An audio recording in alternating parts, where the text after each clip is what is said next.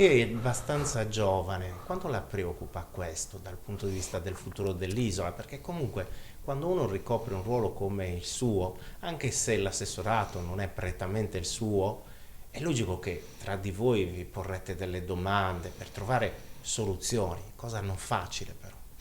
Non è facile perché sotto questo profilo secondo me la Sardegna per anni è stata più vicina culturalmente al Sud Italia. Abbiamo vissuto pensando a una Sardegna troppo assistita, invece abbiamo avuto anche per lungimiranza dei padri costituenti la possibilità di avere uno statuto speciale in un ambito di una repubblica che ci ha riconosciuto una certa specialità.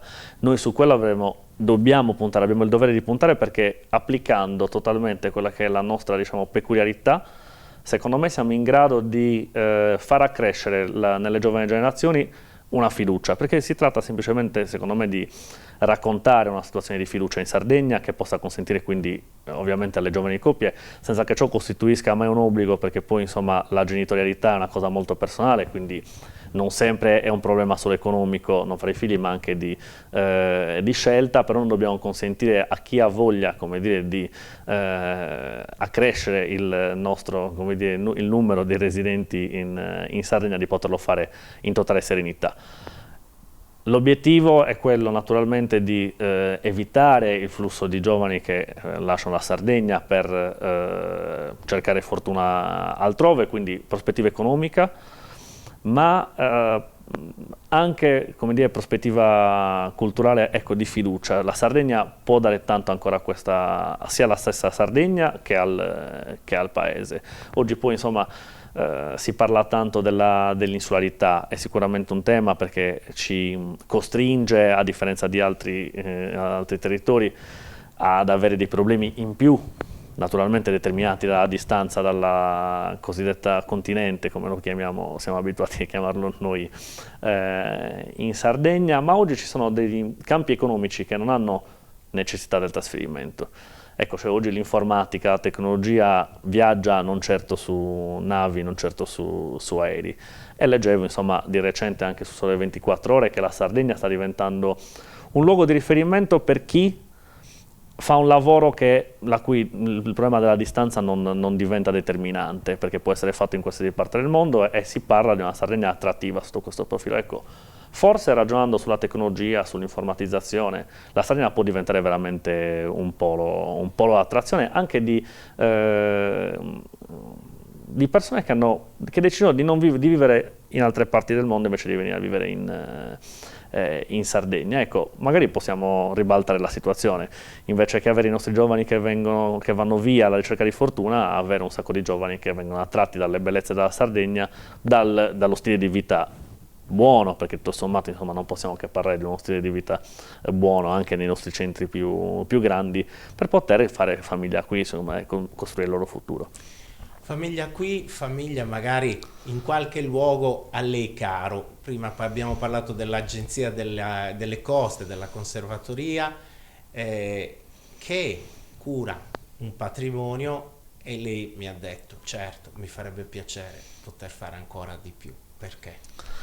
Perché intanto è un'agenzia giovane, non sembra, ma nella pubblica amministrazione 15 anni sono un tempo molto stretto, soprattutto perché nasce nel 2008 sulla falsariga di un'agenzia, se non ricordo male, presente in alcune regioni francesi, e quindi, come tutte le cose, ha bisogno di un certo rodaggio. Però ha, come dire, come patrimonio gestito qualcosa che naturalmente gli garantisce uno slancio di per sé.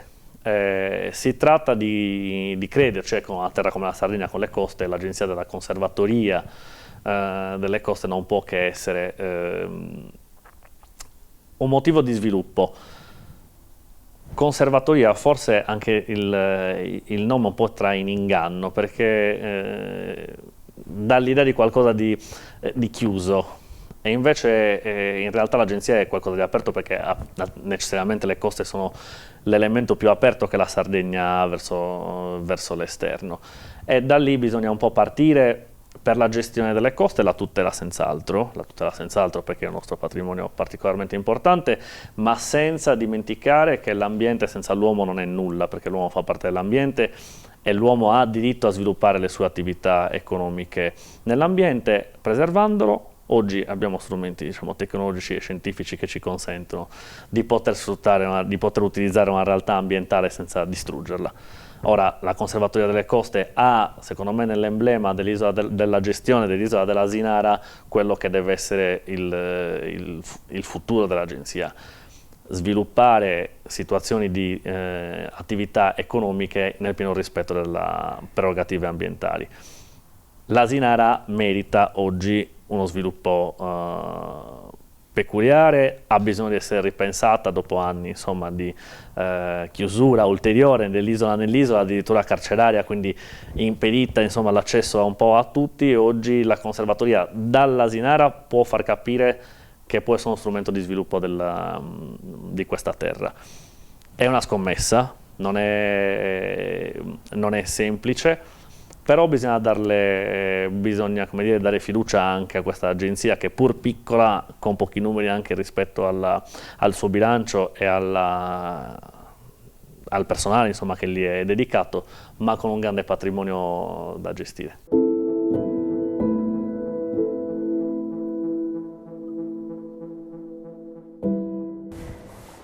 La torre aragonese di Porto Torres è un simbolo del territorio. È stata edificata per proteggere proprio il centro cittadino. Infatti era armata con 4 cannoni, con spingarde e difesa da artiglieri e fucilieri. Fu edificata nel 1325 dall'ammiraglio aragonese Carroz e da qui il suo nome, Torre Aragonese. Riprendiamo la linea da Antonella ed eccoci di nuovo qui.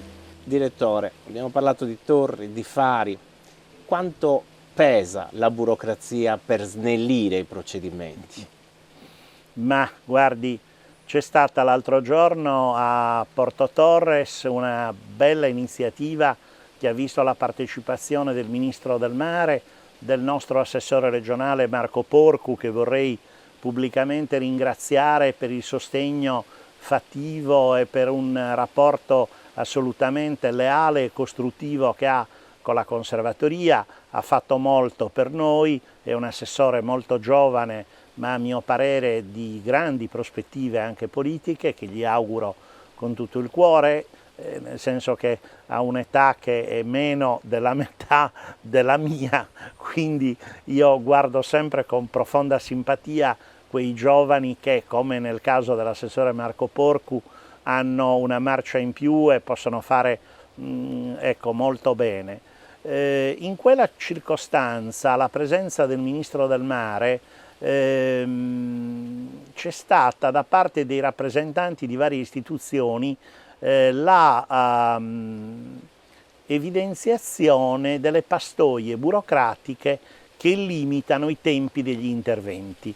È capitato un caso anche a noi.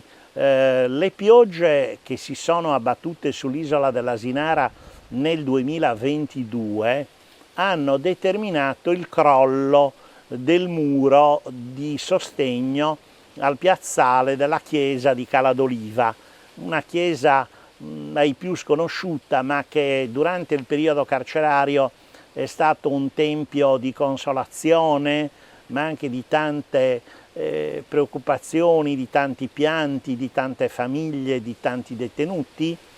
Si è sposato Raffaele Cutolo, ci sono state tante celebrazioni anche significative. Quel muro, che era una specie di bastioncino di contenimento, è crollato e noi ci siamo attivati rapidamente per poterlo mettere in ripristino, ma per metterlo in pristino dovevamo fare la normale conferenza dei servizi fra tutte le istituzioni. Abbiamo dovuto seguire alcune prescrizioni che la soprintendenza ci ha garbatamente proposto. Insomma, alla fine noi siamo riusciti a far partire questi lavori con poco meno di un anno, della distanza di un anno dal crollo. Questo voglio evidenziarlo per dire come il dover tener fede a una serie di prescrizioni e di previsioni anche di legge porta le amministrazioni a dover seguire questo percorso un po' tortuoso che determina allungamenti temporali e tante volte dà l'errata immagine di amministrazioni lente e non sufficientemente operative, ma perché purtroppo ci troviamo in un paese dove sono state fatte tante iniziative. Non so se lei ricorda che si è parlato di semplificazione normativa, il governo nazionale ma anche il governo regionale hanno fatto dei tagli a una serie di norme ritenute non più utili e che complicavano. Il risultato però è che per dover tener fede a delle giuste esigenze di rotazione, trasparenza, coerenza con la tutela della legalità dal punto di vista dei procedimenti amministrativi e gestionali, purtroppo il tempo decorre e le aspettative che sono spesso brevi nella speranza delle persone vengono ad infrangersi un po' come le onde su questa costa.